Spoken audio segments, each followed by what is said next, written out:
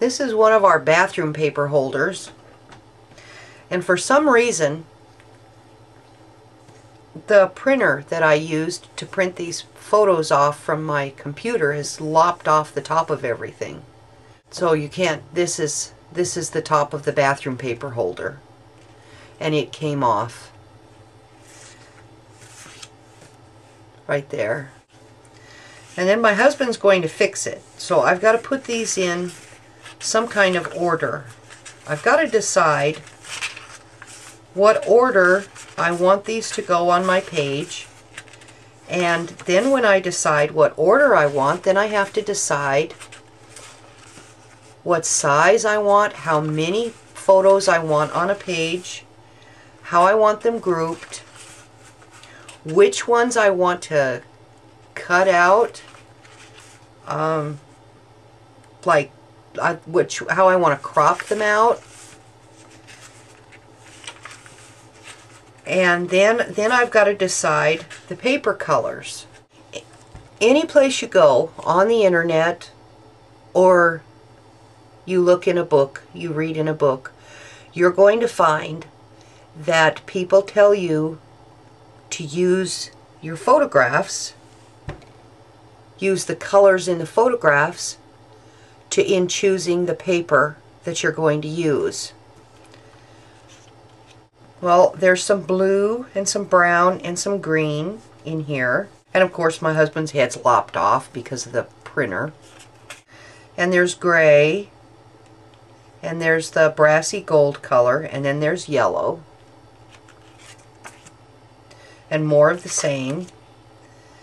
And then there's blue and green and brown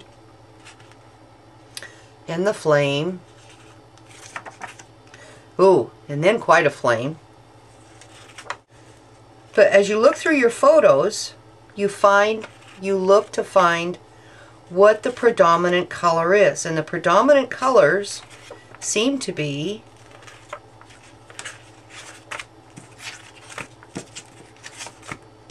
brown and green and gray. As you gather your papers together, I mean, this is going to be quite an endeavor in trying to figure out what papers to use. I am a new Stampin' Up! Demonstrator. I have more paper from Michaels and Hobby Lobby and Club Scrap than I have from Stampin' Up! So I'm going to have to use the papers outside of Stampin' Up! Going over the paper colors of the brown and the blue and the green, I have decided that I'm going to use the collection of paper that's titled Framed. I have a whole lot of photos that I want to do something with, and this has the blues and the greens and the grays, and it doesn't have brown, but it has colors that are close enough. But this is kind of an industrial looking thing. Industrial looking piece of paper. And there's also this gray piece. I can put a solid color behind it, and then when I do some cropping, oh, where's the one with the flames? How about the one with the big flame? Here's the one with the big flame. Okay.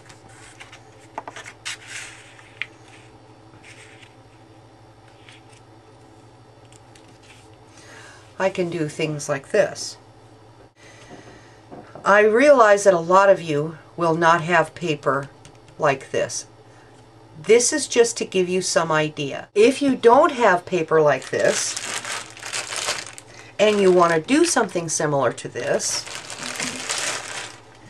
and you have all of these are the ideal shape width to do that with. You see? That fits right in there.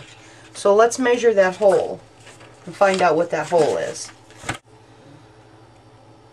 This hole is 1 3/4 inches wide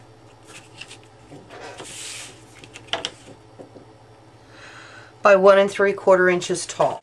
Let's measure one of these strips. How wide is this strip? This strip is 2 inches wide.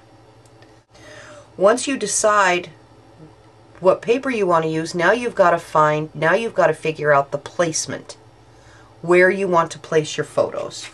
If you have embellishments that you want to put on, you've also got to consider the embellishments, where you're going to place the embellishments. You don't have to think about placing embellishments right now.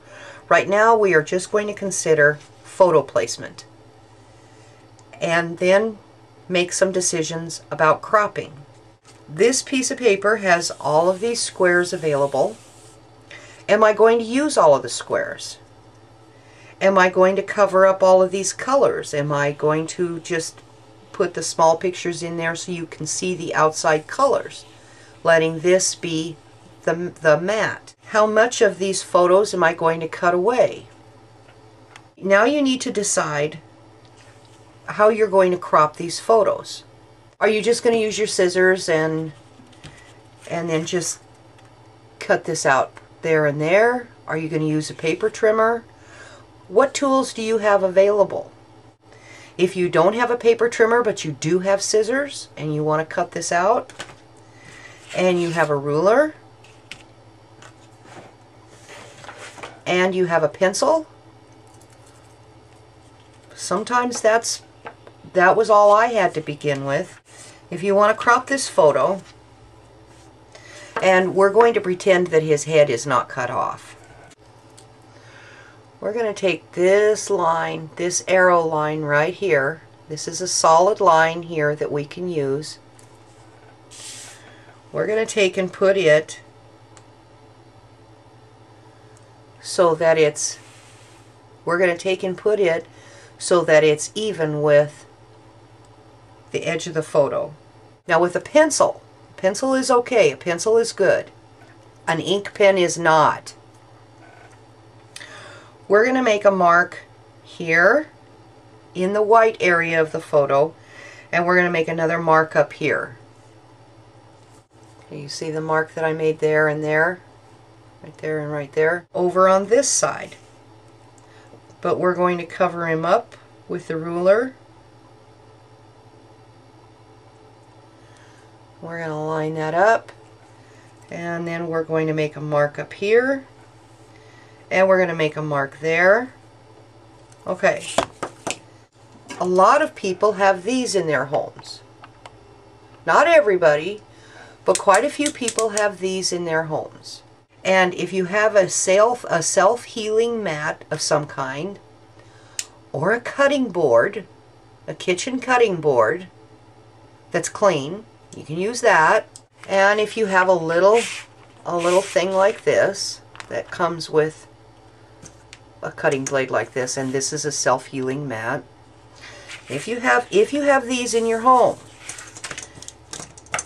then you can still do this. So we'll put this on here. Now we'll take the ruler, we'll get it lined up, and then we're going to move it over to the pencil mark that we made.